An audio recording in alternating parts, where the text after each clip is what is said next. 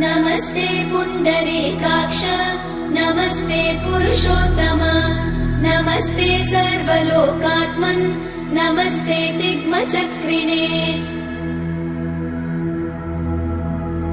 नमो ब्रह्मण्यदेवाय गोब्राह्मणहिताय च जगद्धिताय कृष्णाय गोविन्दाय नमो नमः।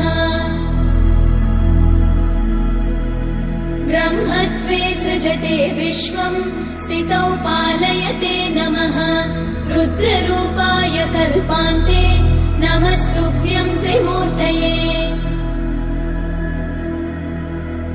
देवायक्षासुरा सिद्धा नागा गन्धर्व किन्नरा पिशाचा राक्षसाश्चैव मनुष्या पशवश्च ये